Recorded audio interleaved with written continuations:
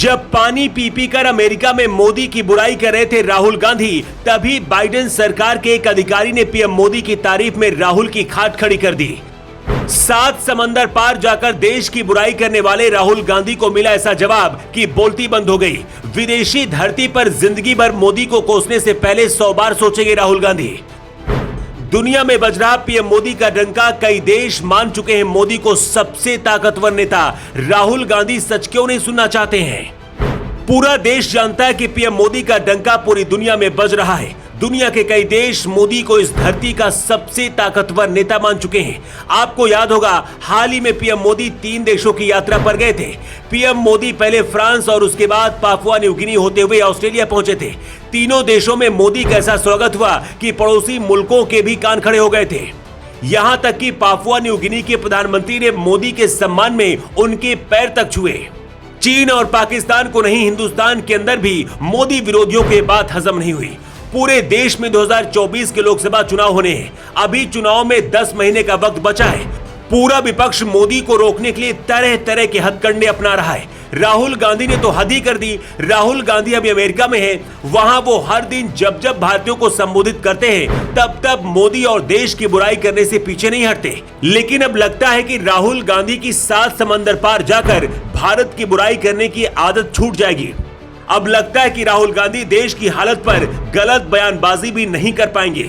ऐसा इसलिए क्योंकि जिस अमेरिका की जमीन से राहुल गांधी ने भारत और मोदी के खिलाफ तीखे और विवादित बयान दिए थे, उसी अमेरिका ने राहुल और उसके सलाहकारों को ऐसा जवाब दिया है कि कांग्रेस समेत मोदी विरोधी विपक्ष की हवा उड़ गई है। अमेरिका की जमीन से किसने मोदी की तारीफ की? बाइडेन सरकार का वो कौन सा बहुत बड़ा अधिकारी है जिसने मोदी मॉडल के इंडिया की जमकर तारीफ की? आखिर अमेरिका ने राहुल गांधी को करारा जवाब कैसे दिया, ये अगले 2 मिनट में हम आपको बताने वाले हैं। लेकिन उससे पहले ये जान लीजिए कि राहुल गांधी ने अमेरिका में क्या कहा है। दरअसल 1 जून को वाशिंगटन के नेशनल प्रेस क्लब में राहुल गांधी भारत से जुड़े सवालों के जवाब दे रहे थे। एक सवाल के जवाब में राहुल गांधी ने कहा कि मुस्लिम लीग एक सेकुलर पार्टी है। नए संसद भवन के उद्घाटन पर राहुल गांधी ने कहा, मुझे लगता है कि संसद भवन का उद्घाटन तो असली मुद्दों से ध्यान भटकाने के लिए हुआ है। यहां तक तो सब ठीक था, लेकिन इसके बाद राहुल गांधी ने सबसे विवादित बयान दे दिया। राहुल गांधी ने कहा, भारत में मुसलमानों को लग रहा है कि उन पर ज्यादा हमले हो रहे हैं, लेकिन सिख, दलित, आदिवासी सभी बिल्कुल ऐसा ही महसूस कर रहे हैं। राहुल के इन बयानों का बीजेपी ने जोरदार विरोध किया है और कांग्रेस को भी घेरा। लेकिन अब तो अमेरिका ने भी राहुल और कांग्रेस को जोरदार झटका दिया है। भारत में लोकतंत्र की हालत को लेकर पूछे गए सवाल पर व्हाइट हाउस के प्रवक्ता जॉन किर्बी ने तो यहां तक कह दिया है कि भारत का लोकतंत्र काफी मजबूत है, जिसे देखना है वो दिल्ली जाकर इसे देख सकता है। ये बयान राहुल गांधी और कांग्रेस के लिए चुभने वाला था, लेकिन अमेरिका से कांग्रेस को एक और झटका भी बाकी था।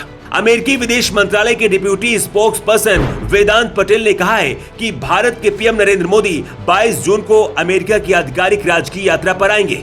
यानी 22 जून से अमेरिका में मोदी मोदी होने वाला है। और एक बात जान लीजिए, राष्ट्रपति जो बाइडेन और अमेरिका की फर्स्ट लेडी जिल बाइडेन के निमंत्रण के बाद पीएम मोदी का 22 जून का अमेरिका दौरा फिक्स हुआ है।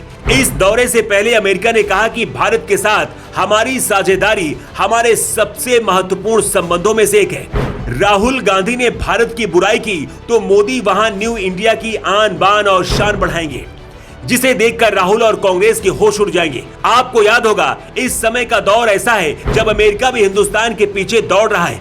जो बाइडेन तो मोदी के इतने बड़े दीवाने हैं कि कभी साथ में फोटो खिंचाने के लिए कहते हैं तो कभी हाथ मिलाने को पीछे भागते हैं। मोदी को सत्ता पर काबिज हुए 9 साल हुए हैं। इन 9 सालों में एक बात तो तय है कि हिंदुस्तान का डंका पूरी दुनिया में बज रहा है। लेकिन राहुल गांधी और कांग्रेस को ये बात समझ नहीं आएगी। लेकिन अब राहुल गांधी को अमेरिका से ऐसा जवाब मिला है कि आगे शायद मोदी और देश के ऊपर बोलने से पहले 100 बार सोचेंगे। ब्यूरो रिपोर्ट, जेवर 24।